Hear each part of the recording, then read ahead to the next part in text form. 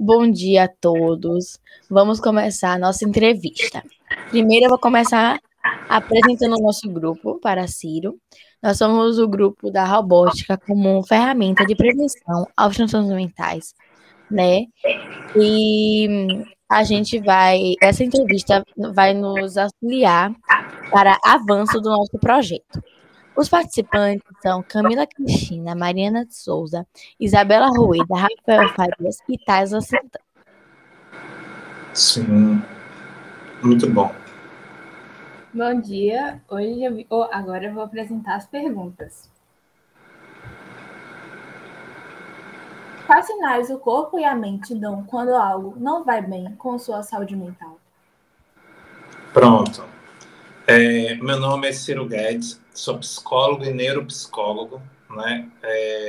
Meu trabalho de intervenção foi com game terapia, né? Através dos jogos, trabalhar as questões cognitivas. E essa pergunta é bastante interessante, né? Quais são os sinais que a mente, né? Que os transtornos mentais, a saúde mental gera para o corpo? E são vários sinais, como baixa resistência à doença, tristeza, angústia, desânimo, falta de prazer, irritabilidade, até a diminuição do desejo sexual, ansiedade exagerada, né? Falha na memória, sono, né? Insônia, né? Uma série de fatores que a nossa mente e corpo, a gente separa assim, mente e corpo, mas isso também é questionável. Será que é algo separado? Né? Eu vejo como uma unidade, não vejo como algo separado, mente e corpo. Também já se entende que 70% das doenças físicas geralmente é causada a forma como a nossa mente está. Entendi. Vamos para a próxima. O que uma pessoa pode fazer quando perceber que algo não vai bem com a sua saúde mental? Pronto. E para responder essa pergunta, eu penso que a gente tem que entender, né? Como é que a gente percebe que algo não vai bem?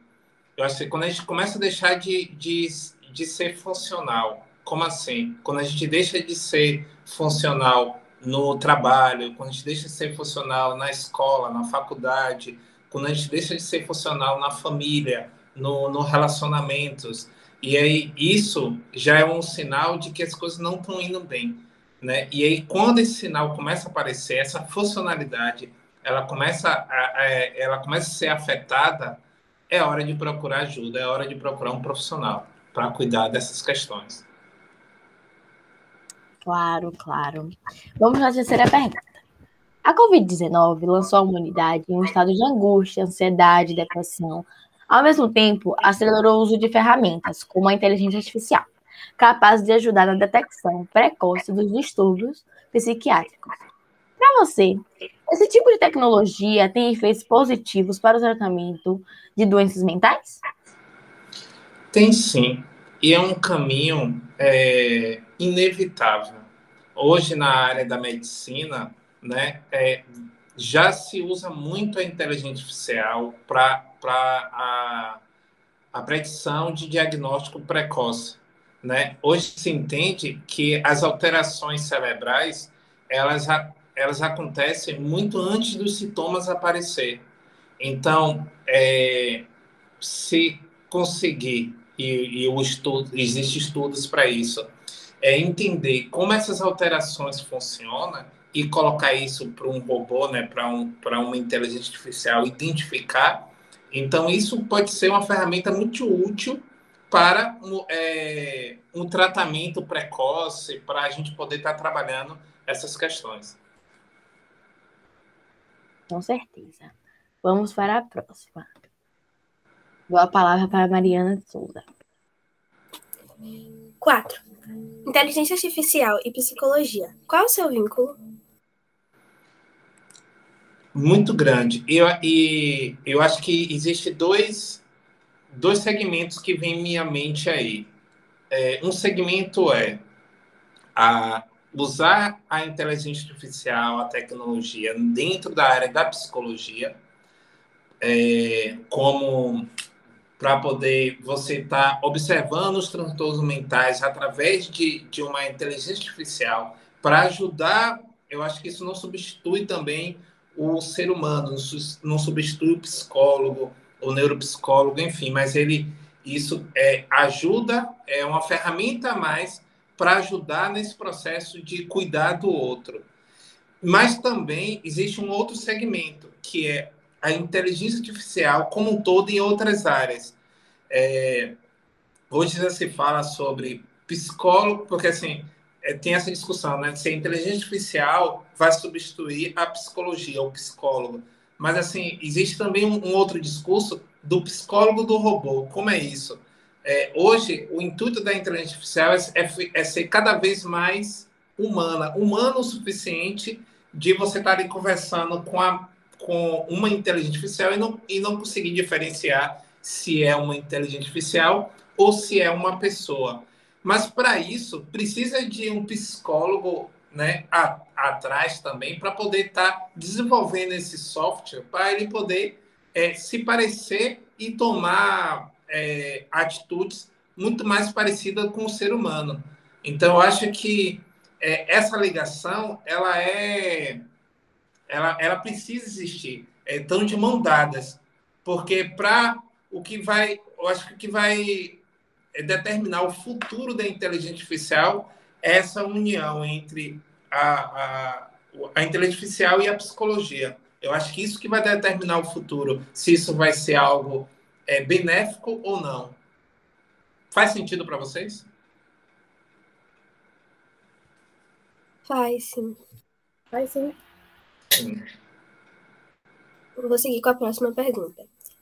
Você acredita que os sistemas robóticos poderão contribuir para a identificação e tratamento de transtornos mentais? Sim, acredito sim. Como disse anteriormente, é algo inevitável. E por que eu acho que sim? Por exemplo, eu hoje, atuando como neuropsicólogo, eu faço uma avaliação de neuropsicologia para poder validar ou descartar um diagnóstico possível do paciente.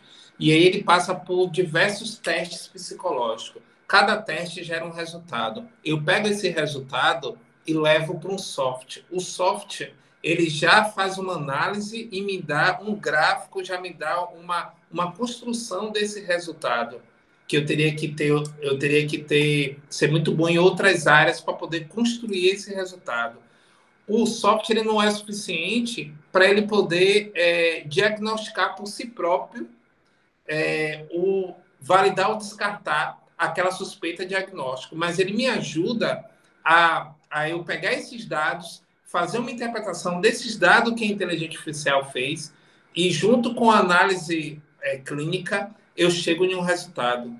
Então, isso eu já uso de uma certa forma, da, da união com a inteligência artificial, e eu acho que isso vai crescer cada vez mais. Em todas as áreas isso está acontecendo, e não vai ser diferente na psicologia. Com certeza. Próxima pergunta. Na sua opinião, a inteligência artificial minimiza os transtornos mentais? É uma pergunta interessante. Por que interessante? Minimiza, sim, porque se você tem um diagnóstico precoce, você tem a oportunidade, através do algoritmos que foi colocado nessa máquina para identificar esse diagnóstico precoce, que é uma probabilidade, eu acho que a máquina hoje ainda não consegue determinar, eu acho que ela gera uma probabilidade e a partir dessa probabilidade identificada nessas alterações cerebrais antes mapeada pelo homem, a gente pode fazer um projeto de intervenção, trabalhar esse sujeito para que aquilo não desenvolva como poderia desenvolver se não fosse identificado com antecedência. E isso acaba minimizando os danos. Mas eu penso que o trabalho para poder minimizar de fato seria, eu acho que a inteligência artificial ela precisa também trabalhar como ajudar o ser humano a ter uma qualidade de vida melhor, né? Por exemplo, dormir melhor, comer melhor, viver melhor, para que isso acabe não gerando os transtornos. E a inteligência artificial está sendo usado muitas vezes para o pós, de quando o diagnóstico está para aparecer ou já aparece. E aí ajuda a poder estar tratando. Mas eu acho que a direção poderia ser também na prevenção, de se impedir de trabalhar para que nem aconteça. E eu acho que isso ia minimizar muito mais.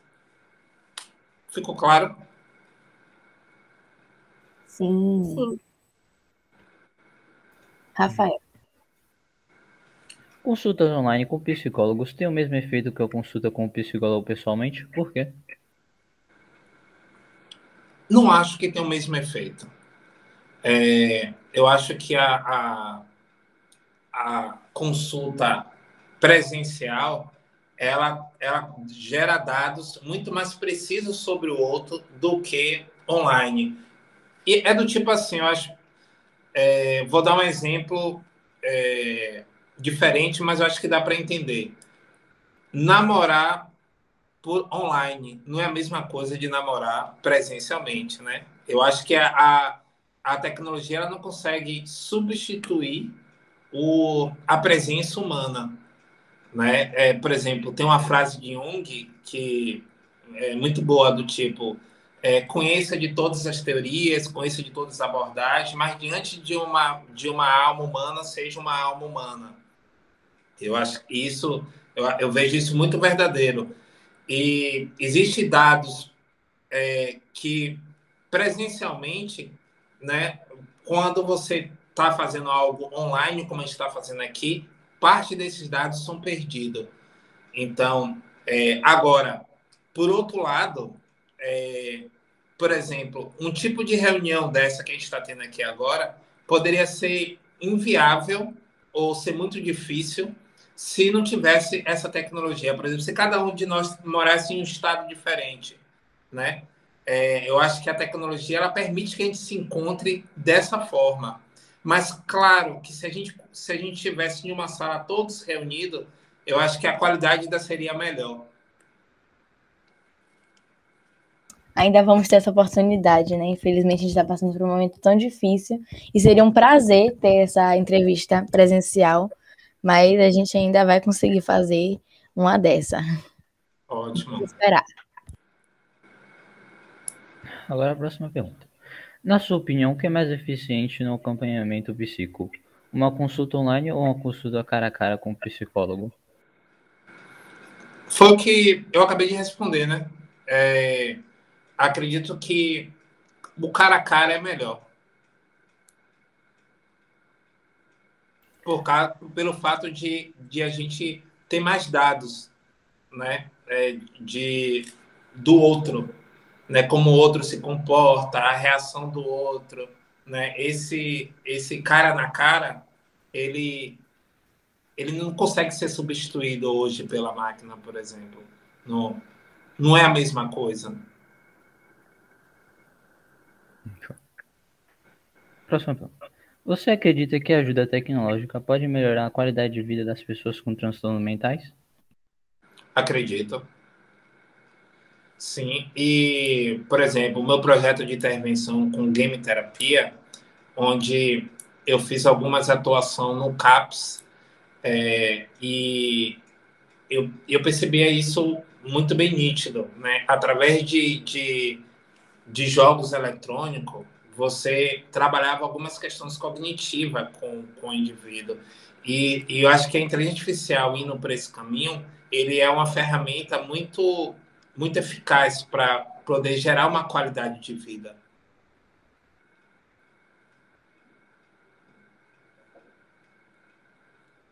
Certo. Dou a palavra para Isabela Rueda. Quais as vantagens e desvantagens de se utilizar a inteligência artificial no tratamento de doenças mentais? Sim. Muito boa essa pergunta.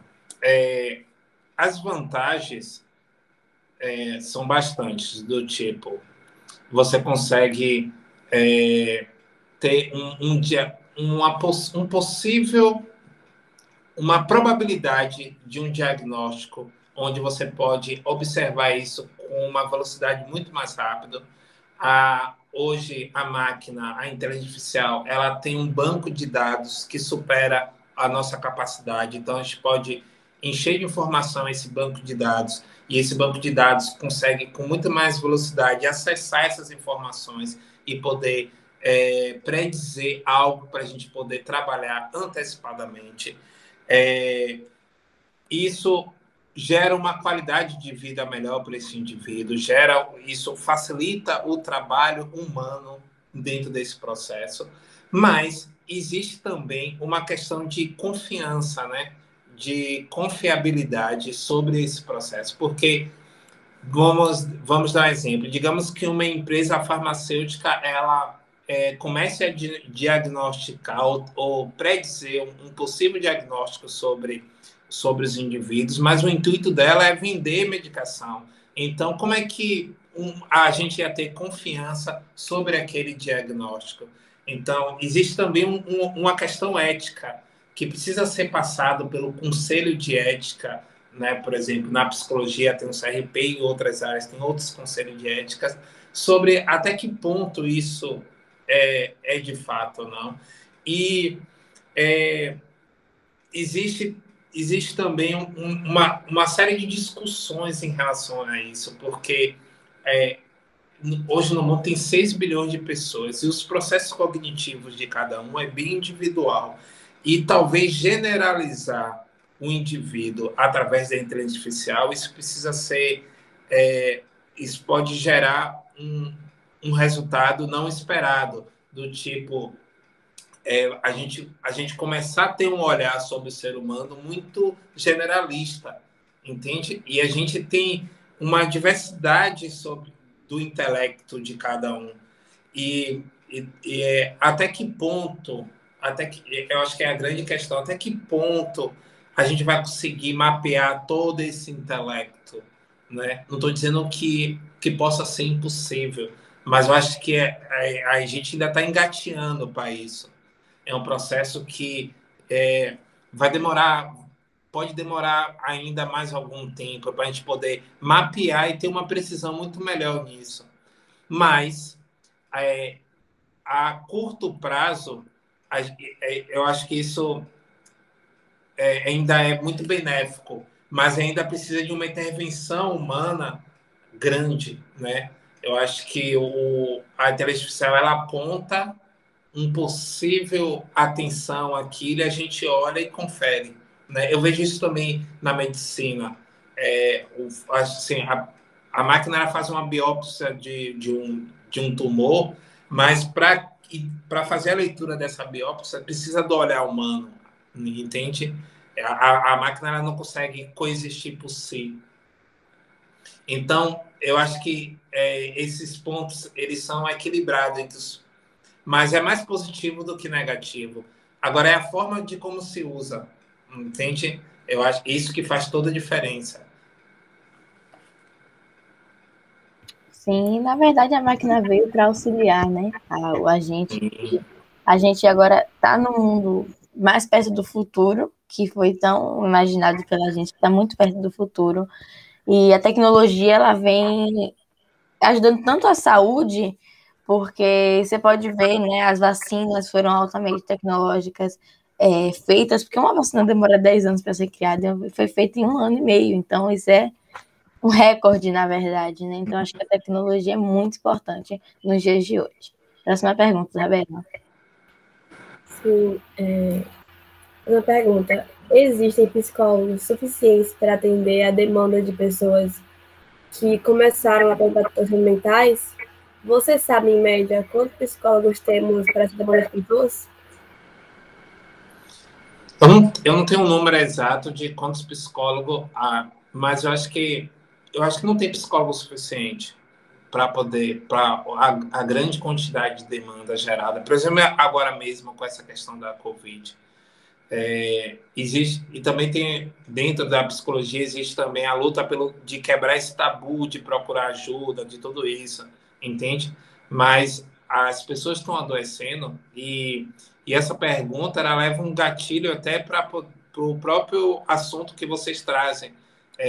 E a gente precisa realmente do auxílio da tecnologia para poder dar conta dessa demanda que é alta.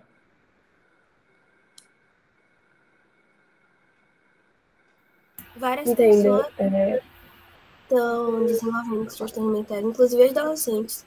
E aí seria bem importante, né, ter mais psicólogos nas escolas acompanhando para, né, suprir essa necessidade. Sim. Mas o projeto, na verdade, também mexe muito nessa parte, porque a psicologia, a gente pode observar que não é tão forte, né? Eu acho que, principalmente nos dias de hoje, os psicólogos parece que diminuíram, né? Não tem tantos psicólogos suficientes, porque muitas pessoas estão precisando, se você observar, aumentou muito pessoas com depressão, ansiedade, crises, né? Por causa que a gente tem que ficar trancado dentro de casa. Há quase 2 anos, já somos 1 ano e meio trancados dentro de casa e não temos uma vida social também, né? As aulas online, a gente não tem contato físico, contato social, então eu acho que os psicólogos agora têm que entrar em ação, na verdade, né? Para auxiliar, principalmente adolescentes e também crianças, né? Que acabam mexendo muito no psicológico das crianças.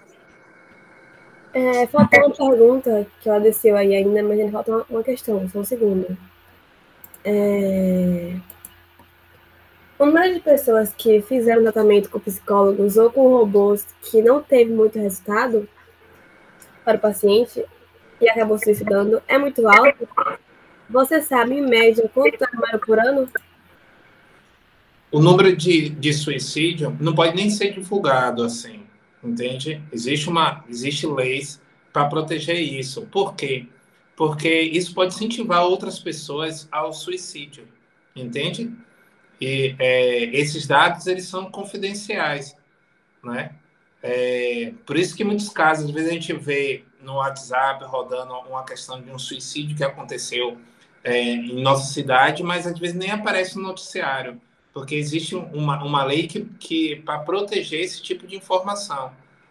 Mas sim, existe um número alto de suicídio, existe também uma diferença entre idade sobre suicídio e de sexo, entende? Existe um sexo que ele é mais propenso a suicídio do que o outro, entende? É muito mais decidido em relação a isso. Mas uma questão importante do suicídio é que muitas vezes a pessoa ela não quer necessariamente se suicidar, ela quer retirar aquela dor, aquela questão que incomoda aquela pessoa tanto, e na mente daquela pessoa, ela acha que já tentou de tudo e nada deu jeito. E a alternativa que vem na mente daquela pessoa, uma tentativa autossabotante, é de que ela tirar sua própria vida, ela se livrar daquela dor. Mas e, na maioria dos casos, em momento nenhum, a pessoa pensou, ela quis tirar a vida, mas ela quer tirar essa dor. Só que a grande pergunta é, será que essa pessoa tentou de tudo?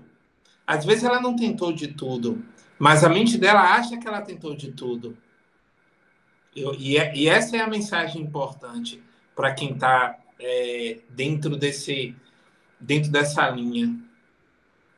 Sim, e acaba alcançando mais o grupo adolescente, né? Porque a adolescência não é já uma fase muito difícil, é uma fase onde a gente está crescendo, se tornando homens e mulheres. Então, e essa Covid veio também, então misturou tudo e as pessoas acabam ficando com depressão e acham, como você disse, na mente, que não tentou de tudo. Elas não querem procurar ajuda, às vezes não falam nem com os pais, com a família, não querem procurar ajuda, principalmente de pessoas psicólogos, né, psiquiatras, porque elas acham que elas não importam no mundo mais, né? Não, ninguém se importa com elas no mundo. Eu tive um caso eu tenho um caso da família e tive um caso de uma amiga, então eu posso entender por perto, e é realmente uma coisa muito difícil. Sim. E a adolescência,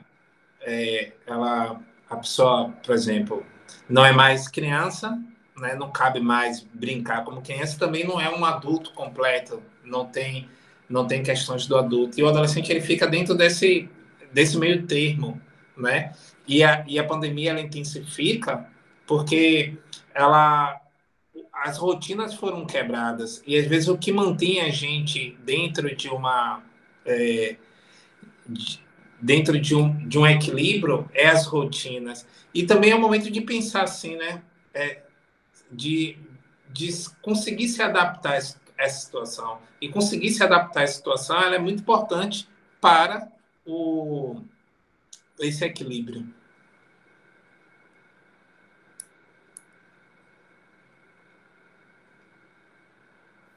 Nós chegamos ao final da entrevista. Queria agradecer ao Ciro por responder as perguntas, ao meu grupo de orientação e à professora. Pronto. Pode ter certeza que essa entrevista vai nos auxiliar muito, porque é um assunto que não é tão abordado no Brasil, né? A robótica com saúde mental. Foi também muito difícil a gente achar artigos, essas coisas, mas aos poucos a gente vai avançando e essa foi mais um passo, né, no nosso projeto. E Sim. queremos agradecer pela atenção e pela disponibilidade, tá bom? Tá bom. Qualquer coisa, estou aqui. Tá certo? Obrigada. Tchau, tchau. Tchau.